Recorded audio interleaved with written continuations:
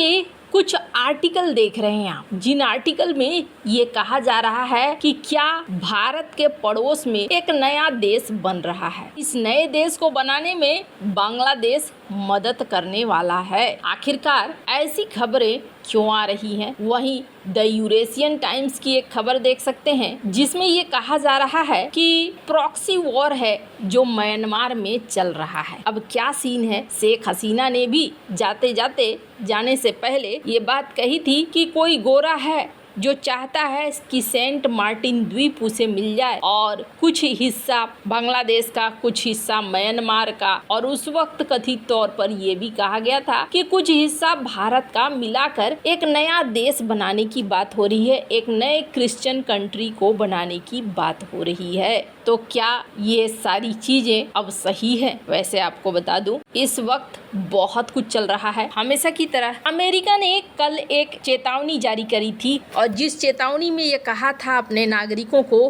कि चितगांव हिल वाले इलाके में मत जाना और इस इलाके से दूर रहना। अब इसके पीछे क्या कारण है? बांग्लादेश की सेना क्या म्यांमार में 4 साल से जारी गृह युद्ध में घुसने की तैयारी में है? म्यांमार में बांग्लादेश की एंट्री अमेरिकी योजना का हिस्सा है जिसमें रखाइन राज्य में अराकान आर्मी को सैन्य कार्रवाई में रसद और सप्लाई की सहायता देना शामिल है, ऐसा माना जा रहा है। और मोहम्मद यूनुस ने इस योजना को हरी झंडी दे दी है, ऐसा भी कहा जा रहा है। बांग्लादेश आर्मी की रामू स्थित 10वीं डिवीजन इस अभियान का केंद्र बनकर उभर रही है। अब एक महत्वपूर्ण घटनाक्रम में जो एनएसए है खलीलुर रहमान की 10वीं डिवीजन के अधिकारियों के साथ सीक्रेट मीटिंग हुई है। शुक्रवार को हुई इस बैठक में general officer commanding major general Mohammad Asadullah Mihajul Alam भी शामिल थे। खलीलुर रहमान रोहिंग्या समस्या और प्राथमिकता वाले मामलों में मुख्य सलाहकार मोहम्मद यूनुस के उच्च प्रतिनिधि भी हैं और कहा जा रहा है कि बांग्लादेश सेना की 17वीं और 24वीं डिवीजन भी अराकान आर्मी को रसद और आपूर्ति सहायता पहुंचाने वाले इस अभियान में महत्वपूर्ण भूमिका निभाने वाली है। इससे पहले के रिपोर्ट में पता चला था कि म्यांमार के रखाइन में सैन्य रसद पहुंचाने के इरादे से बांग्लादेश की सेना ने टेकनाफ के पास एक विशाल सुविधा का निर्माण करना शुरू कर दिया है। सिल खाली नाम की ये जगह है। इस जगह पे कहा जा रहा है सारी आपूर्ति वगैरह की जाएगी। अराकान आर्मी अब जल्द ही यहाँ कार्रवाई कर सकती है। 16 अप्रैल को ढाका पहुंचे अमेरिकी विदेश विभाग के 3 अधिकारी और एक बड़ी टीम का चटगांव हिल ट्रेक्स और कॉक्स बाजार का चुपचाप दौरा इसी योजना का हिस्सा था, ऐसा भी माना जा रहा है। अराकान आर्मी के इस नए अभियान के दौरान ये इलाके सैन्य रसद के लिए बहुत ही ज्यादा महत्वपूर्ण होने वाले हैं, इस चीज को भी माना जा रहा है। ये जो नदी देख रहे हैं ये नदी है टेकनाफ नदी। ये नदी दूर करती है बांग्लादेश और म्यांमार को, यानी कि बॉर्डर का काम करती है। अब ये रखाइन स्टेट, ये पूरा रखाइन स्टेट केंद्र बन रहा है नए युद्ध का। अब ये माना जा रहा है कि हो सकता है ये एक नए देश का निर्माण हो और इस नए देश के निर्माण में बांग्लादेश क्यों मदद कर रहा है? तो कहा जा रहा है कि 1,80,000 रोहिंग्याओं को इस जगह पे बसाया जा सकता है। इस वजह से ये जगह को लेकर एक नया देश बनाया जा सकता है। अब इसी के पास में एक सेंट मार्टिन द्वीप है जिस द्वीप को लेकर ये कहा गया कि अमेरिका इस द्वीप में अपना बेस बनाना चाहता है और ये सखाली जगह जो बहुत ज़्यादा यहाँ पर मदद करने वाली है आगे रसद वसद पहुँचाने के लिए। अब सवाल ये उठता है कि भारत के पास भी एक मौका है, जब ये वाली लड़ाई हो तो इस हिस्से को और ऊपर इस हिस्से को भारत निशाने पे ले सकता है अगर भारत चाहे तो। अब सवाल ये उठता है कि बांग्लादेश इस चीज़ को समझता है कि ऐसा हो सकता है, इसलिए बांग्लादेश ने 2 काम करे हैं। चाइना को एक तो यहीं पास में एक बेस बनाने की बात कही जो हमने आपको बताया था, वहीं मोंगला पोर्ट के पास भी इसने ऑफर दिया कि आप आइए और यहाँ पर एक बेस बना लीजिए। तो बांग्लादेश ये चाहता है कि उसका सारा इलाका सुरक्षित रहे।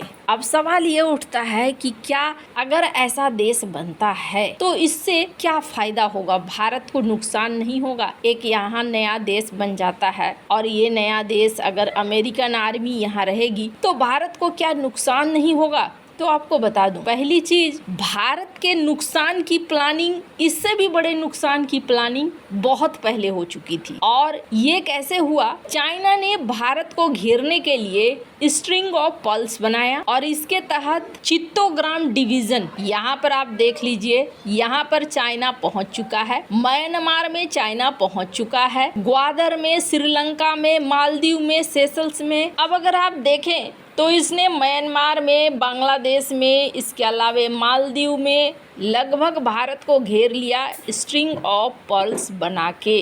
अगर अमेरिका यहाँ पर बेस बनाता है तो हो सकता है कि भविष्य में अमेरिका की राय भारत को लेकर बदल जाए या अमेरिका भारत के ऊपर प्रभाव जमाना चाहे। लेकिन अभी अगर देखें तो चाइना पहले से ही यहाँ पर प्रभाव बना चुका है और आगे चाइना का प्लान था, और चाइना का प्लान था कि म्यांमार होते हुए एक गेटवे बनाया जाए, एक कॉरिडोर बनाया जाए। और अगर ये कॉरिडोर बन जाता है तो क्या होगा? चाइना से लेकर बे ऑफ बंगाल में एंट्री हो जाएगी आराम से चाइना की। और ये जो बे ऑफ बंगाल में एंट्री होती है ना, आपको बता दूं, लेफ्टिनेंट जनरल प्रकाश कटोच ने, अमेरिकी नेवी के एडमिरल अल्बर्ट थैयर ने एक बात को कहा था 1897 में कि जो इंडियन ओशियन पे राज करेगा वही पूरे एशिया पे राज करेगा। और ये चीज चाइना बहुत अच्छे से समझता है। दूसरी बड़ी चीज ये है कि यहाँ से पास में ही मलक्का स्ट्रेट है। एक समय ये था कि चाइना ने भारत के अंडमान निकोबार के इन द्वीपों पर नजर डालना शुरू कर दिया था, क्योंकि अंडमान निकोबार वो द्वीप हैं जो कि चाइना के लिए मुसीबत बन सकते हैं। तो अगर यहाँ पर एक नया देश बनता है और यहाँ अमेरिका की एंट्री हो जाती है तो फिर क्या होगा?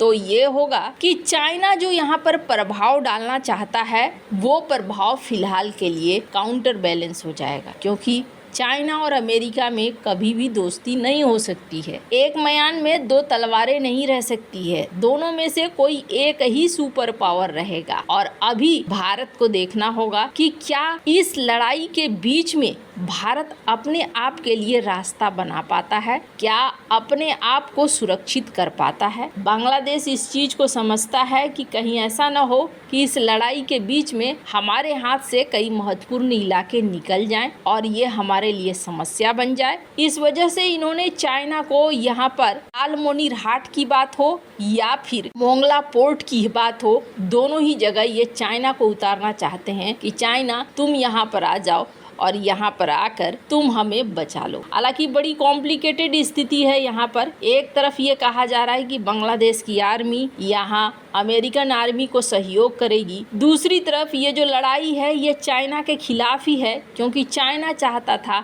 म्यांमार के अंदर इस तरीके के हालात बन जाएं कि उसके खनिजों पर कब्जा कर सके और अपना कॉरिडोर बहुत आसानी से बना सके चाइना। लेकिन ये मामला अब अलग हो गया जब बहुत ज़्यादा आगे बढ़ गई बात, तो अब यहाँ अमेरिका की भी एंट्री हो गई और ये चीज़ अब चाइना के लिए सबसे बड़ी मुसीबत बन गई। वैसे आपको क्या लगता है इन सब मामले में? आपकी क्या राय है? कमेंट कर जरूर बताएं। जल्द मिलते हैं अगली वीडियो में नई खबर के साथ।